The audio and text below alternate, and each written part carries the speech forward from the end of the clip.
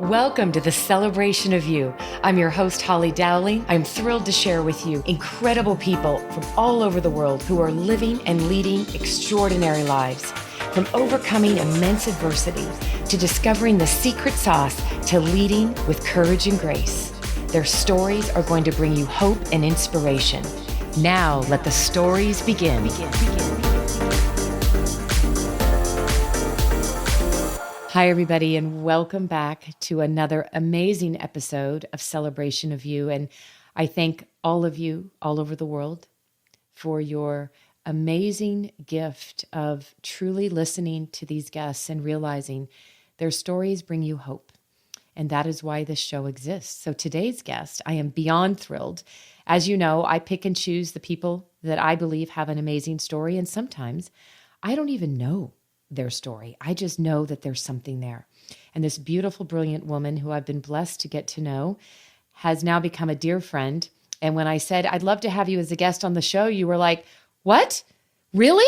And I was like, yeah, because you have an amazing story. So everybody, I'd like to introduce you to the beautiful and amazing Sheila Vaughn. Hi, darling. Hi, how are you? I am wonderful. I have to tell everybody, we are very fortunate because we get to sit and live in sunshine, right? Yes, we do. Mm-hmm. I love where we live. It is the best ever. Yeah. And right now, during this time that we are in this climate of a culture, we are very, very blessed because we can be outside walking. And I know that's not always the case for everybody, you know? This is true. Yeah. We don't shut our sunshine. That's for sure. I know.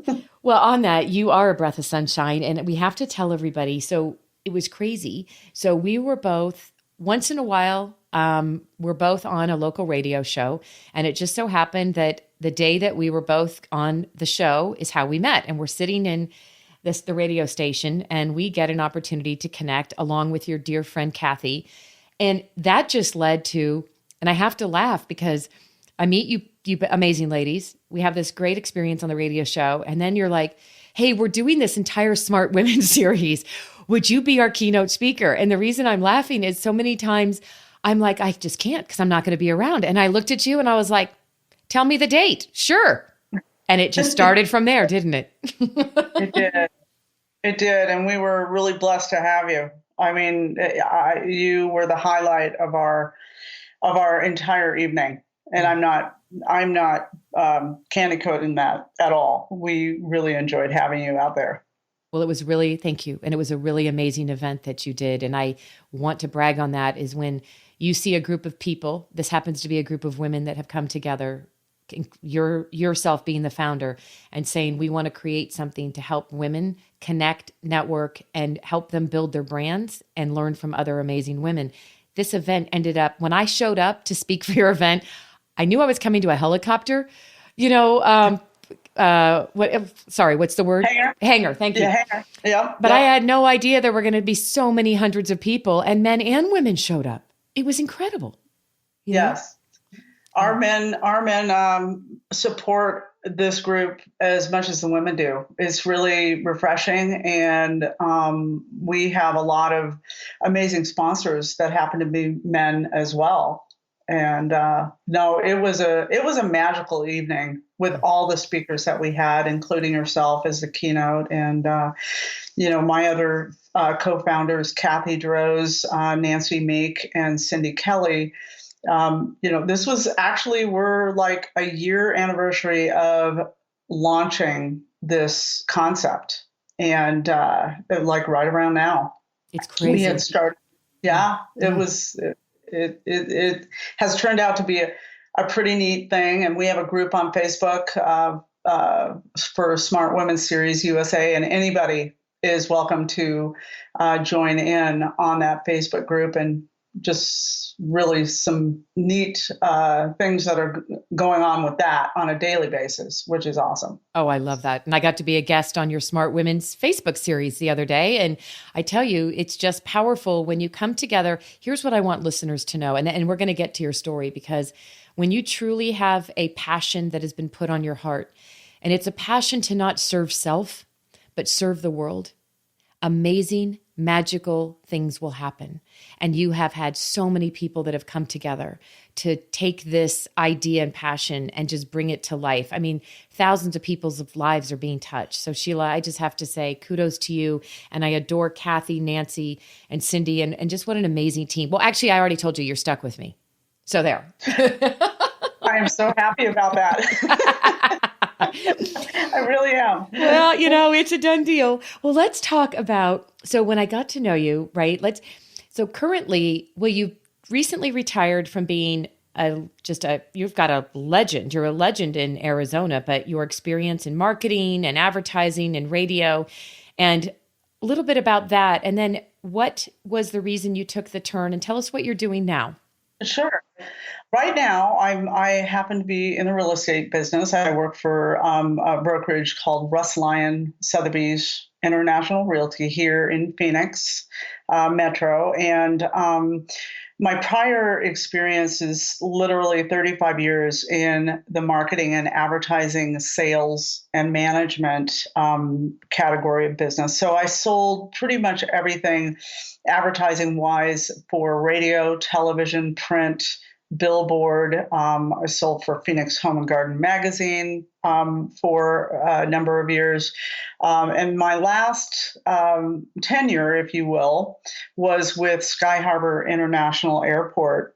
I managed and sold all the inventory within the airport for airport advertising. So the billboards, the digital within the airport, and basically going to local advertisers as well as national and international advertisers that wanted exposure within Sky Harbor International, which happens to be, I believe they're ranked anywhere between 7th and 10th in the United States as far as total traffic to that airport. So it was a big job. It was a lot of fun, enjoyed it. But I had decided after 35 years to walk away from my career, which served me very well. I raised my two children as a single parent on the, pretty much commission structure, if you will, in this career. So it was a little bit on the scary side, but I was fortunate enough to be able to make a really good living raising my children. And I felt like I needed to make a change. And I first started my own advertising agency, and I still have that today. Mass Creative Marketing is a non-traditional marketing company that basically focuses on, if you will, place-based unconventional advertising. So those places like the airport. So it's a place that consumers go, and there's a way to market to those consumers in a very special, organic way.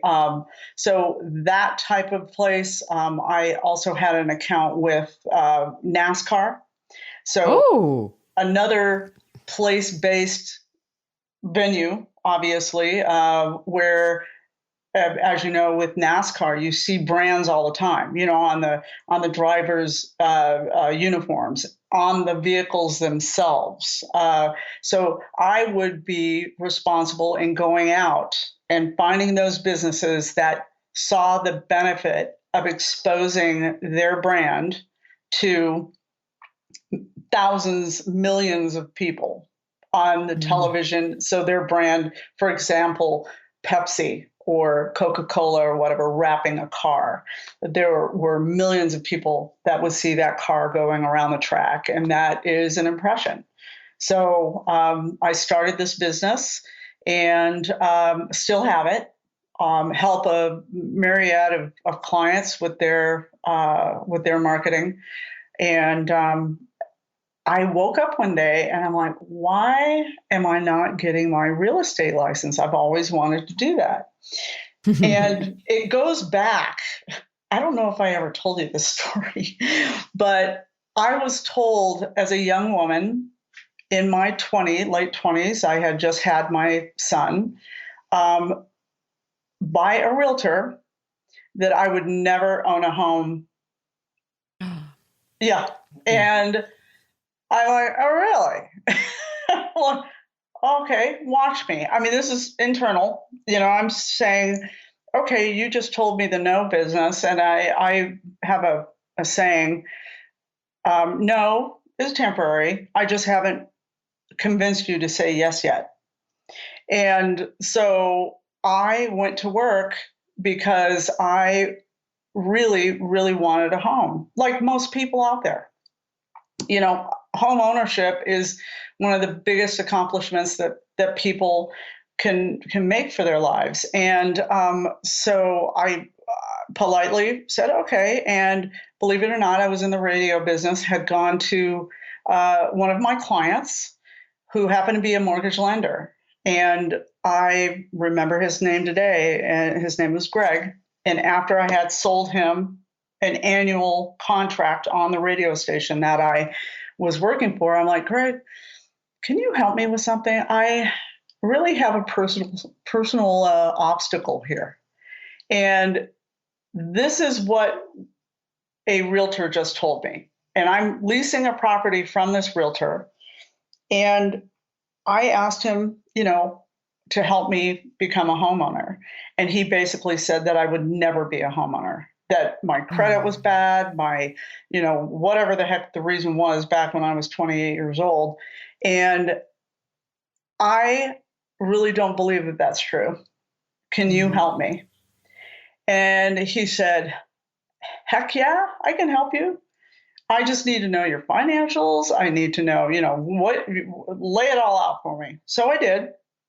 Within an hour, this gentleman had turned my thought process around, which I have to say, I have phenomenal partners in my business today that do the same thing for my clients that have been told no, or no, this is way too lofty for you, yada, yada.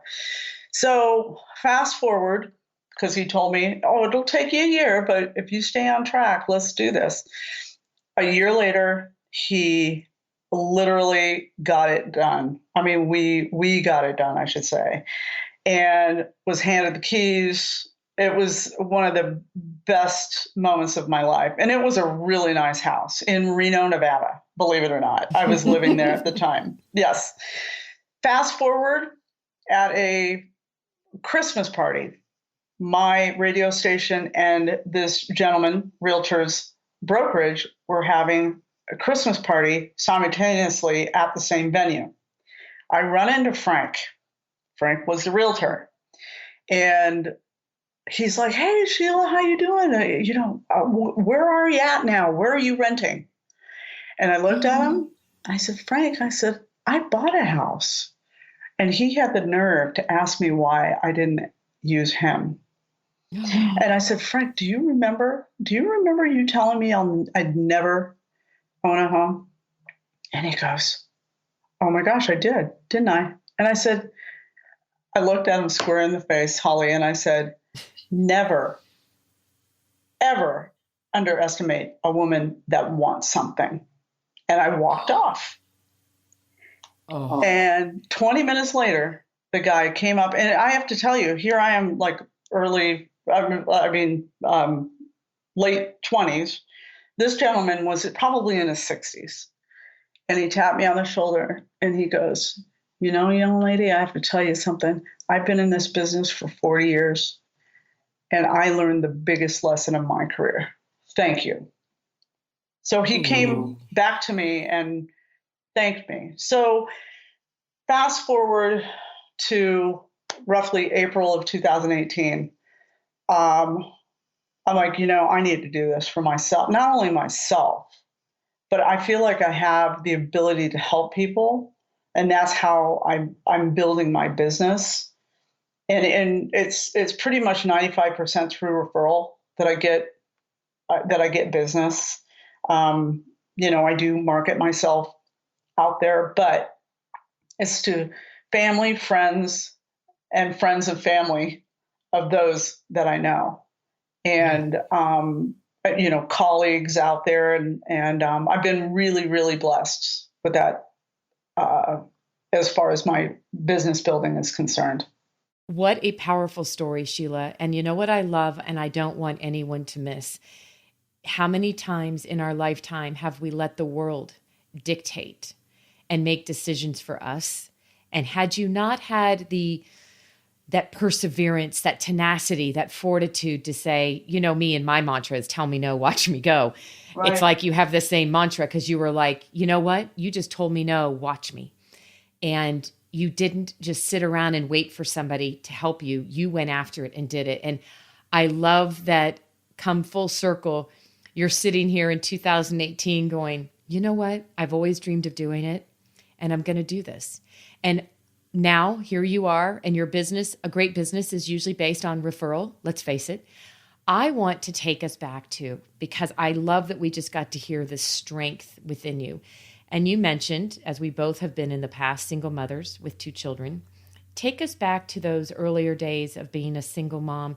And maybe, Sheila, this will even go back to your earlier days as a child. But I always like to ask, outside of that story you just shared, what was probably one of the most pivotal moments for you personally that really, really impacted your life? And maybe it was even going through a divorce, right? The adversity you face that you know now that nothing will pull you down. What comes to mind? You know, oh, there's so many things.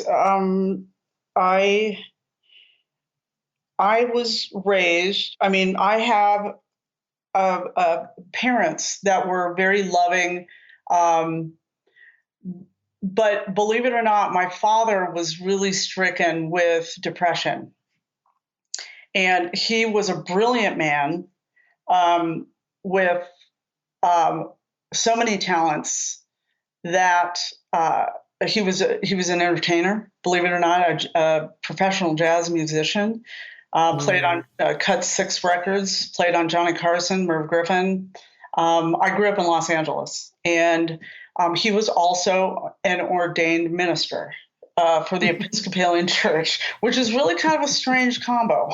I Wait, we mean, have to really take a wild. moment right now. That's a real strange combo. Wait, Really strange. that's just like I'm having a moment, right? Yeah. Oh my God. And I can't wait. I mean, you Google him, Father Tom Vaughn, and Okay. you will see his albums come up. And he was so talented, Holly, to the point where, but he was very struggled.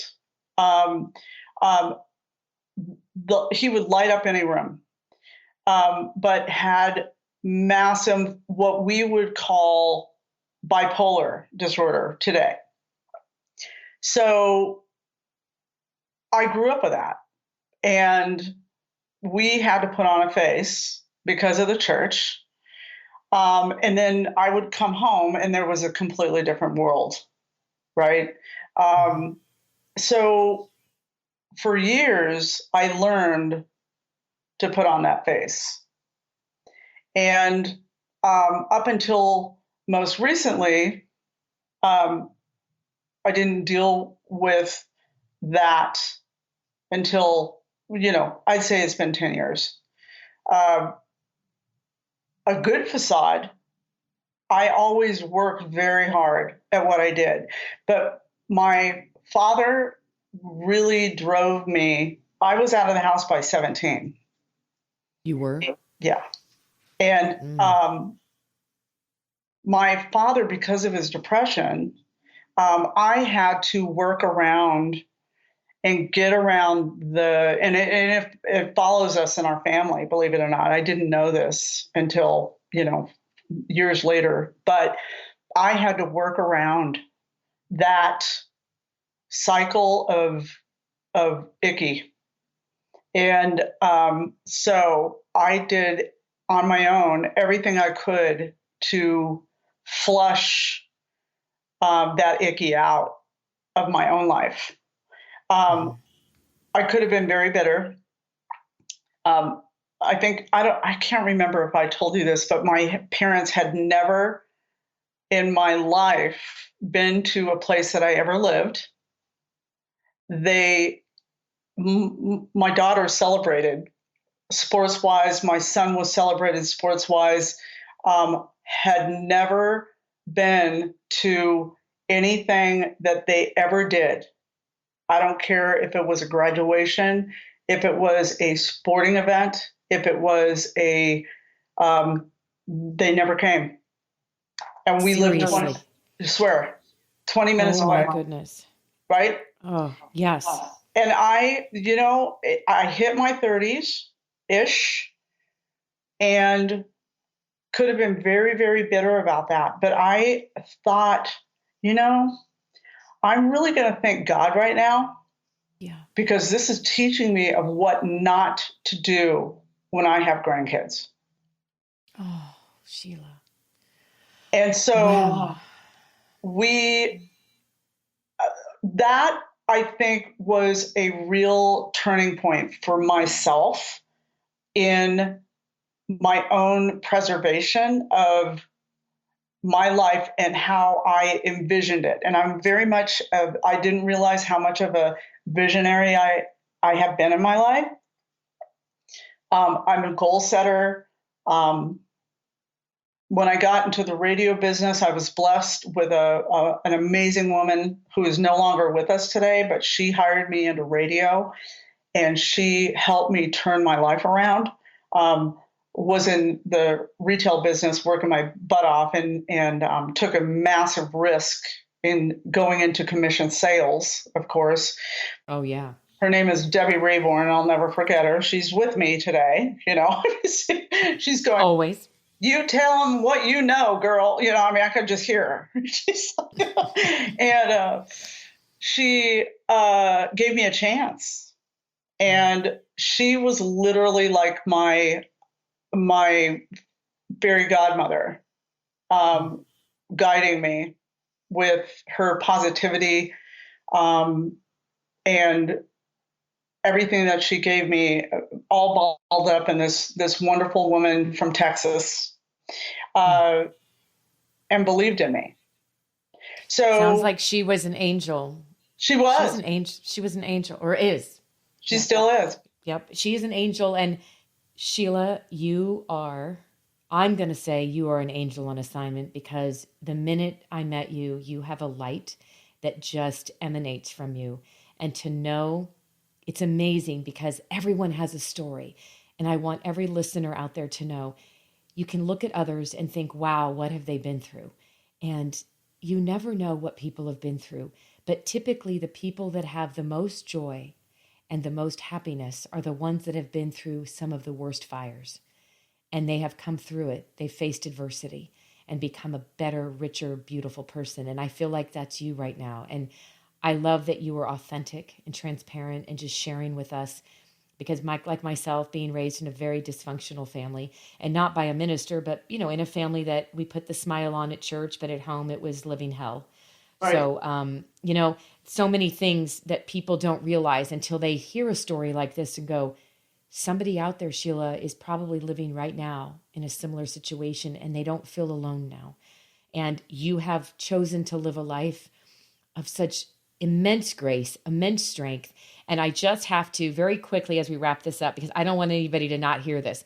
Not only did you raise two incredible children by yourself, and obviously with no help from grandparents, you have raised two remarkable, brilliant, amazing human beings. So can you just give us a quick 30 seconds about each one? Because there's a story we have to tell everybody about, Sure. especially your daughters. So give us the quick overview of your kids. Yes, Let's my brag. son, who is the oldest, he's 31, Brandon. He is really the brains of the family. We say that. He went to ASU, medical, actually biochemistry major at ASU.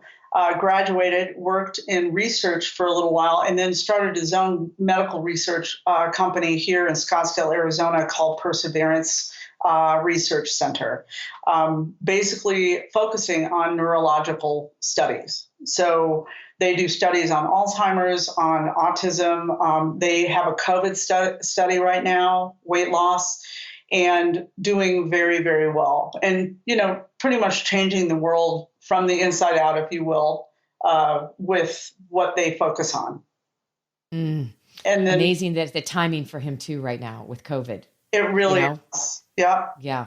And Yeah. very humble. I mean, he's just as humble as the day is long and just rocking and rolling and having a great time. And then my daughter, she went to West Point Military Academy, graduated here, Desert Mountain High School in 2012, went to West Point Military Academy. And she did this. She was seen in New Jersey playing in a softball tournament, and the Army fell in love with her. And anyway, went to West Point and broke all records. I mean, it was phenomenal to watch her, because the first few months of it was really touchy, because West Point is the Army, and it's college on steroids, because you have to go through boot camp and the commitment is unreal. But she, believe it or not, there was a play that went viral in her senior year. It was the last game of the season, 2016.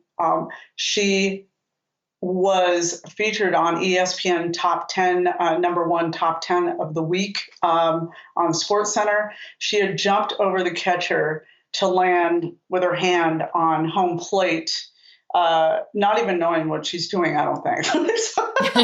But she called it the leap of faith, and actually won the game with that play. And anyway, it went viral. We ended up being whisked away. I happened to be there watching it. I was playing hooky from work. And and we went to Fox and Friends.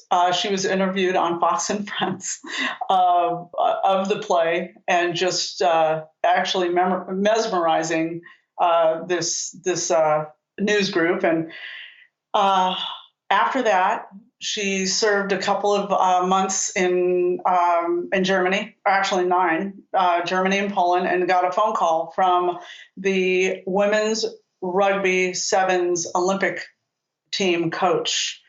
It was a long shot, because she had never played rugby in her life, which we're still, but there is a backstory to that. So I'll quickly get over this, but long story short, she's on the team.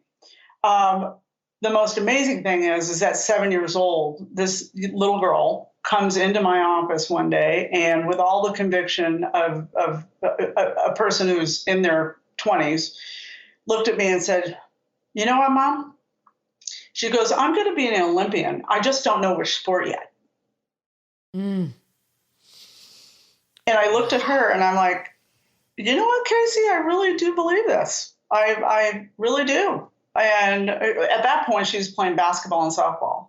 So we're thinking basketball or softball. And so fast forward, when she got that email from the Olympic planning team, she emails me and says, "Mom, you're not going to believe this.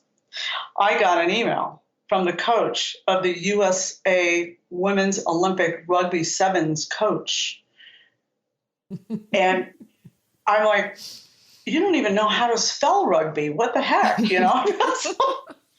And so, long story short, she's fulfilling her dream of 7 years old. A little side note, I promised her a red convertible Mustang at that point when she was 7. So I'm saving my money. Wait, this is even better. Yeah. I did not know about the Mustang. Yeah. Oh. Yeah. I'm saving my pennies, and also saving for a trip to Tokyo, which, of course, that's been postponed, of course, to 2021 now. But yeah, I'm really blessed to have these crazy kids of mine. They're amazing. Well, my friend, you are amazing. And I just have to say that hearing that story again, because I only know little bits and pieces, but to get everyone out there to hear this story. And you know how you said a few minutes ago, you've always visualized, right? That's how you got your home when you were told you wouldn't. And, you know, you and I both, you know, a lot of my story, I've been visualizing since I was a little girl. Mm-hmm. Never did we imagine your daughter at 7 was doing the same thing. And most people don't realize, I'm speaking a lot about this right now, is the power of the brain. There is now data and science with the neuroscientists out there that this isn't just hoopla to visualize.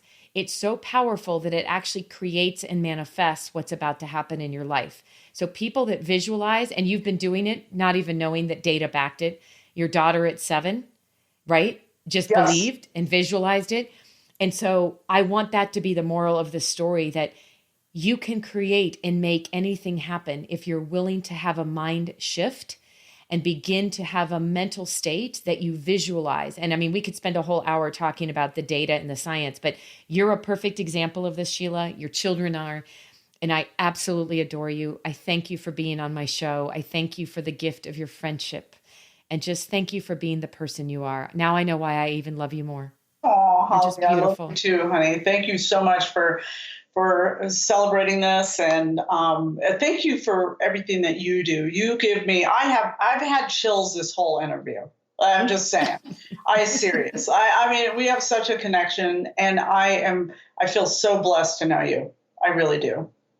Well, this is one of those, we say this was a nudge from above.